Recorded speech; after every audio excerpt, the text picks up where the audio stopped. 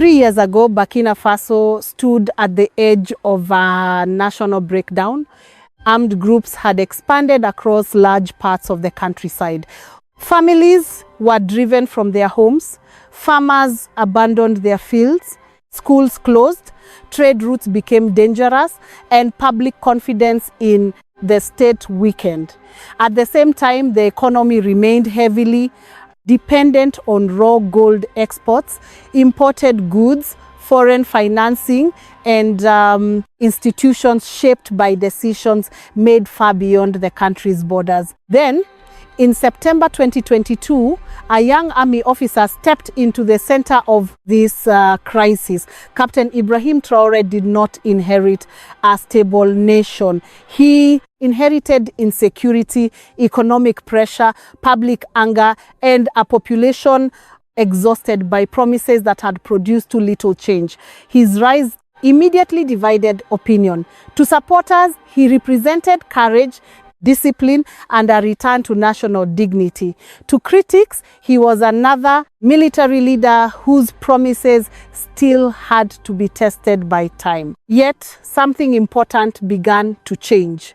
Burkina Faso was no longer speaking only about surviving the crisis. It began speaking about sovereignty, production, industrial power, scientific capacity, and national self-reliance. The government moved to reorganize the armed forces, expand local defense, strengthen control over strategic resources, promote domestic processing, revive key industries, support agriculture, reform education, and create financial tools intended to keep more national wealth inside the country.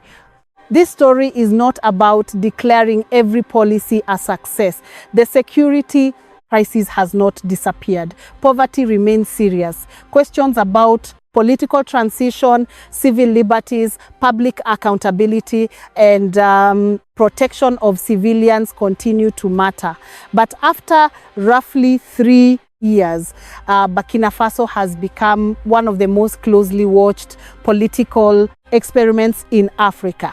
In this video, we will examine that experiment through 3 central pillars: sovereignty, economic independence, and self-reliance. We will look at what changed, what remains uncertain, why Captain Ibrahim Traore inspires millions across the continent, and why many Western governments and media outlets remain deeply skeptical of his direction. Most importantly, we will ask a larger question. Can a country long described through poverty, terrorism, and dependence build a new model based on patriotism, local production, strategic state power, and Pan-African cooperation? The answer will not be found in slogans alone. It will be found in safer communities, working factories, productive farms, trained young people, accountable institutions, and whether ordinary citizens finally gain a greater control over the wealth created by their own land and daily labor. If you value thoughtful stories about Africa's transformation, subscribe to the channel. Together, we will look beyond the headlines and examine the leaders, ideas, and struggles reshaping the continent from within. Before Captain Ibrahim Traore emerged as Burkina Faso's new leader in September 2022, the country faced one of the darkest periods in its modern history. What had once been considered a relatively stable nation in West Africa was overwhelmed by an expanding security crisis that reached nearly every aspect of daily life. Armed extremist groups increased their attacks, entire communities were forced to flee, and thousands of families abandoned homes that had belonged to them for generations. Villages emptied, schools closed, health services became difficult to access, and major transportation routes turned increasingly dangerous. The humanitarian consequences were severe. Millions of people depended on emergency assistance. While many farmers could no longer cultivate their land because of insecurity. Agriculture, the backbone of Burkina Faso's economy, suffered enormous disruption as food production declined in several regions. Pressure on prices and household incomes increased. The conflict was no longer only a military problem. It had become an economic, social, and humanitarian crisis affecting nearly every citizen. At the same time, the country's economy revealed structural weaknesses that had existed for decades. Burkina Faso possessed significant natural resources, particularly gold, yet much of that wealth left the country in raw form. Limited industrial capacity meant that value-added manufacturing remained underdeveloped. Instead of transforming many of its own resources into finished products, the country often relied on imports while exporting raw materials with relatively low domestic economic benefits. This pattern reflected a broader challenge shared by many resource-rich African nations. Public confidence in political leadership had also weakened. Successive governments promised improvements in security and development, yet violence continued to spread. Many citizens questioned whether existing political institutions were capable of reversing the country's decline. The military itself struggled with limited equipment, logistical difficulties, and the immense challenge of confronting well-organized armed groups operating across vast rural territories. Against this backdrop, Ibrahim Traore entered national politics as a young army officer, promising a different direction. His message was simple but powerful. Burkina Faso could no longer depend on outside solutions to solve its internal problems. Security had to be restored by strengthening national capabilities. Economic growth had to be built on domestic production instead of dependence. Natural resources had to create opportunities for Burkinabe citizens before enriching others abroad. Whether one agreed with his methods or questioned his rise to power, his arrival marked more than a change in leadership. It introduced a new national conversation centered on sovereignty, self-reliance, and economic transformation. Rather than asking how Burkina Faso could survive another year of crisis, many citizens began asking whether the country could fundamentally redefine its future. That shift in national thinking became the foundation upon which every major policy of the next 3 years would be built, linking security, economic reform, industrial development, and national identity into a single vision that continues to shape debates both inside Burkina Faso and across the African continent. Security became the first and most visible priority of Ibrahim Traore's administration. His government argued that without restoring control over the national territory, every discussion about economic growth, education, healthcare, or industrial development would remain little more than an aspiration. In this view, sovereignty was not an abstract political slogan. It began with the state's ability to protect its citizens, defend its borders, and guarantee that farmers, teachers, traders, and families could once again live without constant fear. One of the administration's earliest decisions was to reorganize the country's security structure. Recruitment campaigns significantly expanded the size of the armed forces, while the volunteers for the defense of the homeland, commonly known as the VDP, received additional support and training. The government also invested heavily in military logistics, acquiring armored vehicles, surveillance equipment, transport helicopters, and unmanned aerial systems designed to improve intelligence gathering and operational mobility. New training facilities were established, and military command structures were reorganized to respond more quickly to attacks across different regions of the country. For the government, these investments represented far more than military modernization. They reflected a broader philosophy that national independence depended on the ability to defend it. Traore repeatedly argued that no nation could claim genuine sovereignty if it relied entirely on foreign forces or external actors to guarantee its own security. His administration therefore placed military self-sufficiency at the center of its national strategy. Government officials reported that security operations gradually reopened access to several areas that had previously been isolated by armed groups. Roads became more accessible in certain regions. Some displaced families began returning to their communities, and agricultural production resumed in locations where cultivation had been impossible during the height of the conflict. Improved security also created better conditions for humanitarian assistance and commercial activity in parts of the country. International organizations present a more cautious assessment, while institutions such as the International Monetary Fund and the World Bank acknowledge that improvements in security have supported economic activity in some areas. They also emphasize that violence remains a serious challenge. The United Nations continues to report attacks against civilians, humanitarian difficulties, and significant displacement, reminding observers that the conflict is far from resolved. This contrast between official achievements and international assessments highlights an important reality. Burkina Faso has not completely defeated the security crisis, but neither has the country remained frozen in the conditions that existed before 2022.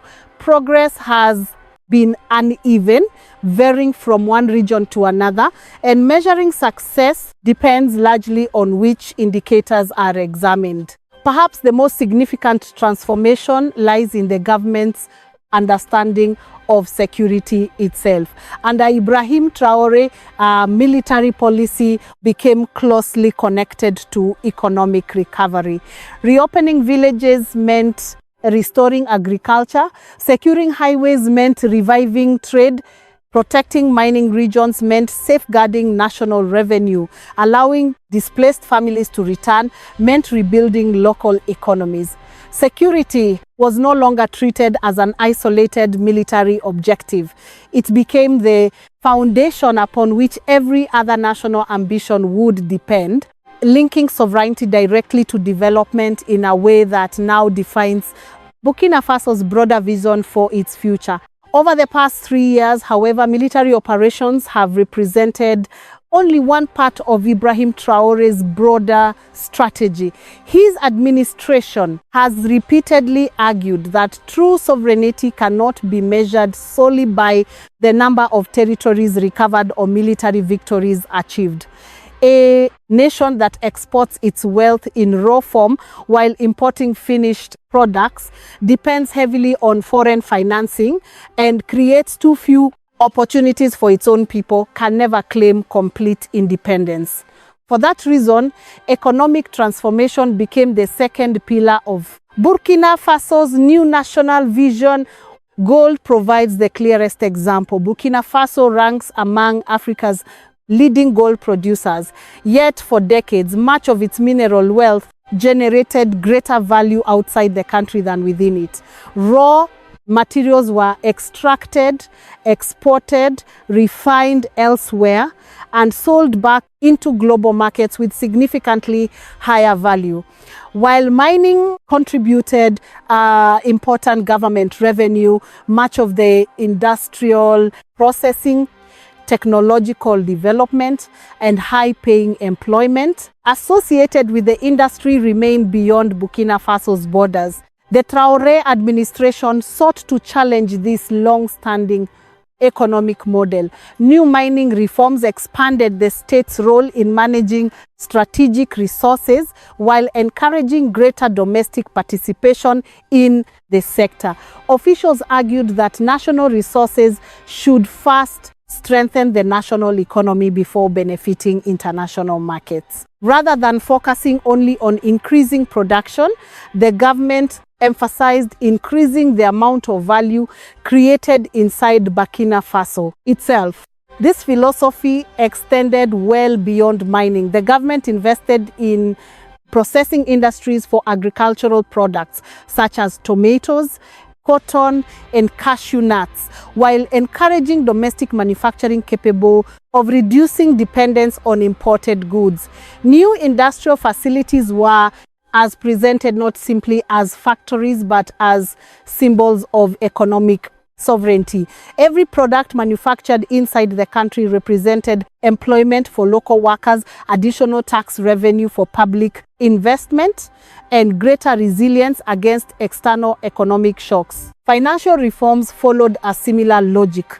New national financial institutions, including the Treasury Bank and the Postal Bank, were designed to mobilize domestic savings and expand access to financing for local development. The Patriotic Support Fund encouraged citizens and businesses to contribute directly to national priorities, reinforcing the message that rebuilding Burkina Faso should rely first on the commitment of its own people rather than waiting for external assistance.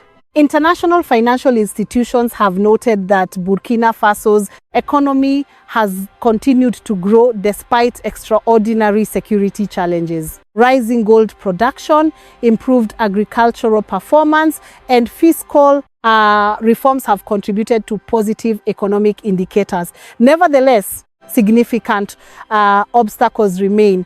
Poverty continues to affect millions of citizens. Industrial capacity remains limited compared with larger African economies, and the country still depends on international trade, foreign technology, and external investment in several strategic sectors. Perhaps the most important shift has been psychological rather than statistical. Instead of asking how Burkina Faso can export more raw materials, national discussions increasingly focus on how the country can create more value before those resources ever leave its borders. That change in thinking may ultimately prove just as significant as any single factory, mining reform, or economic policy introduced during Ibrahim Traore's first 3 years in power. Self-reliance became the third pillar of Ibrahim Traore's national agenda, and perhaps the most ambitious. For his administration, genuine independence could never be achieved through military strength or economic growth alone. A nation that depended on imported food, foreign expertise, external financing, and overseas technology would remain vulnerable regardless of how many victories it achieved on the battlefield.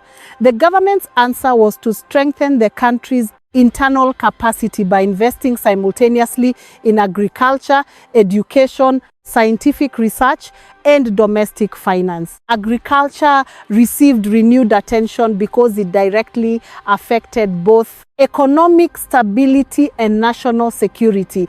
Large portions of Burkina Faso's population depend on farming for their livelihoods, yet years of conflict had forced countless farmers to abandon productive land. As security conditions improved in some regions, the government encouraged communities to return to cultivation, expanded irrigation projects, distributed agricultural equipment, and supported programs designed to increase domestic food production.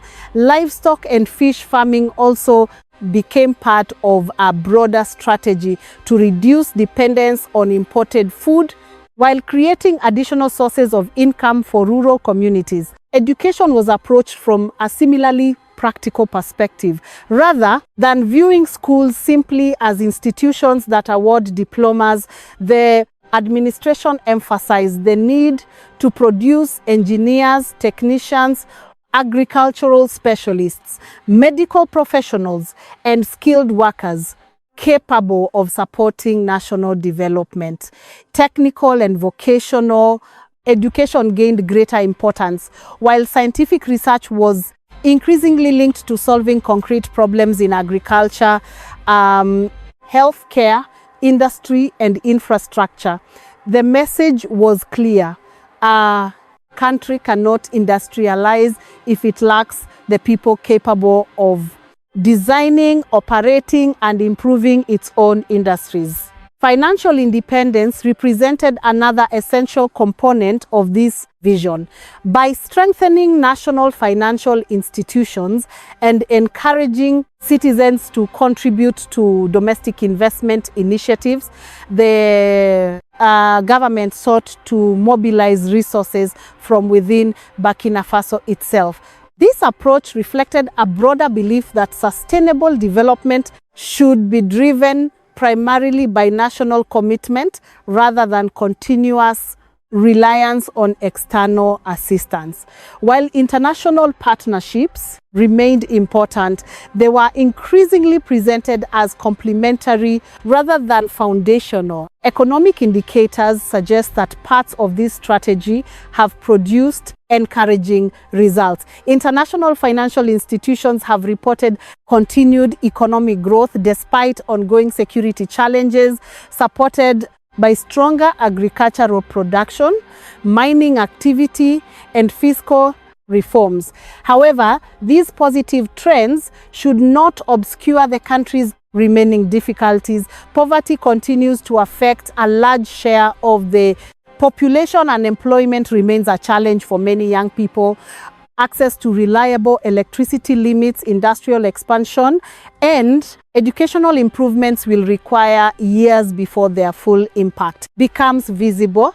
Perhaps the most significant contribution of this self-reliance strategy is the change it has introduced into the national mindset. Instead of asking what Burkina Faso lacks, the conversation increasingly focuses on what the country can build with its own resources, knowledge, and determination. That shift does not eliminate the need for international cooperation, nor does it guarantee success, but it reflects a growing confidence that sustainable development begins by strengthening domestic institutions, investing in people, and believing that long-term prosperity must ultimately be created from within rather than imported from abroad. Over the past 3 years, few African leaders have generated as much international debate as Captain Ibrahim Traore. To his supporters, he represents a new generation determined to restore sovereignty and place national interests above external influence. To many Western governments and international organizations, however, his administration raises serious concerns about democratic governance, human rights, media freedom, and the long-term direction of Burkina Faso's political system. The first criticism concerns the way Traore came to power, because he assumed leadership through a military coup in September 2022. Many Western governments continue to view Burkina Faso as a country under military rule rather than constitutional civilian government. Critics argue that prolonged military transitions risk weakening democratic institutions and delaying a return to elected leadership. From this perspective, political legitimacy should ultimately be established through free elections rather than military authority. Supporters of Traore respond that this criticism often overlooks the conditions that existed before his arrival. Previous civilian and military governments struggled to contain the rapidly expanding insurgency, while public confidence continued to collapse. For many Burkinabe citizens, restoring security became an immediate priority that outweighed constitutional debates. This does not eliminate legitimate concerns about political transition, but it helps explain why many citizens accepted an extraordinary solution during an extraordinary national crisis. A second source of criticism involves civil liberties. Human rights, organizations have raised concerns about restrictions affecting journalists, opposition voices, and independent media. They argue that governments confronting armed conflict must still protect freedom of expression and ensure accountability for security forces. These concerns deserve careful attention because transparency and public oversight remain essential components of responsible governance. At the same time, the Burkinabe government argues that information has become another battlefield. Officials maintain that misinformation, hostile propaganda, and inaccurate reporting can undermine military operations and weaken national morale. The challenge, therefore, lies in finding the difficult balance between protecting national security and preserving legitimate public debate. Neither unrestricted censorship nor unrestricted disinformation serves the long-term interests of society. Western observers have also questioned Burkina Faso's growing cooperation with partners such as Russia while reducing its traditional security relationship with France. Some interpret this shift as replacing one dependency with another. Traore's government rejects that interpretation, insisting that sovereignty means the freedom to choose partners according to national interests rather than historical alliances. Ultimately, the success of this strategy will depend not on which countries Burkina Faso works with, but on whether those partnerships strengthen domestic capacity, encourage technology transfer, create employment, and preserve independent decision-making. Perhaps the most balanced conclusion is that neither unconditional praise nor absolute condemnation fully explains Burkina Faso's experience. The country has made measurable progress in certain areas, while continuing to face significant security, humanitarian, and political challenges. The real question is not whether Ibrahim Traore is viewed as a hero or a villain abroad. The more important question is whether his policies can produce lasting institutions that improve the daily lives of ordinary citizens long after today's political debates have faded. For millions of Africans, Captain Ibrahim Traore has become more than the leader of Burkina Faso. He has become a symbol of a broader debate about sovereignty, dignity, and the future of a continent rich in natural resources but still struggling with insecurity and economic dependence. Whether admired or criticized, his leadership has encouraged Africans to reconsider how development should be achieved and who should shape that future. Much of Traore's popularity comes from his emphasis on self-reliance. He argues that African countries should process their own resources, educate their own professionals, strengthen their own institutions, and negotiate with international partners from a position of confidence rather than dependence. His message echoes many of the principles associated with Thomas Sankara, especially the belief that national dignity begins with producing, creating, and governing for the benefit of ordinary citizens. The growing cooperation between Burkina Faso, Mali, and Niger has reinforced this vision. Through the alliance of Sahel states, the three countries seek closer coordination in security, diplomacy, and regional development. Supporters believe this partnership demonstrates that African nations can address common challenges through regional cooperation while reducing excessive dependence on external powers. Critics argue that the alliance must eventually prove its value through stronger institutions, sustainable economic growth, and lasting political stability. Burkina Faso's experience also offers important lessons for other African countries. First, sovereignty requires real capacity. A nation must protect its territory, strengthen public institutions, and build a productive economy. Second, natural resources should create value inside in the country through manufacturing and processing instead of living only as raw exports. Third, education, vocational training, and scientific research must support national development by preparing engineers, technicians, entrepreneurs, and skilled workers. Another lesson concerns international partnerships. Self-reliance does not mean isolation. Every country benefits from trade, investment, technology, and diplomacy. The objective is diversification rather than dependence. No nation should replace one powerful partner with another while remaining unable to make independent decisions. True sovereignty means preserving the freedom to choose partners according to national interests. At the same time, patriotism alone cannot guarantee success. Lasting progress requires transparent institutions, responsible public finances, respect for the rule of law, and opportunities that improve the lives of ordinary people. Strong systems are ultimately more important than any individual leader because institutions remain long after political figures leave office. 3 years are not enough to transform every aspect of Burkina Faso. Security challenges remain, poverty continues to affect many families, and industrial reforms are still developing. Yet the country has already changed the conversation.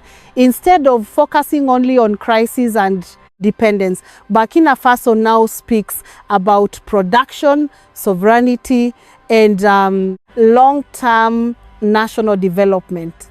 History will determine how Captain Ibrahim Traore is ultimately remembered. Regardless of that judgment, his leadership has placed Burkina Faso at the center of an important discussion about Africa's future. For supporters of Pan-African ideals, for Burkina Faso, for the vision of Africa New, for Captain Ibrahim Traore, for the African Union, for Pan-Africanism, and for everyone following the journey of Ibrahim Traore, the story is still being written. Thank you for being here and watching our video. Every piece of content on this channel is carefully researched, written, edited, and reviewed by our team to ensure it reflects our own work and editorial approach.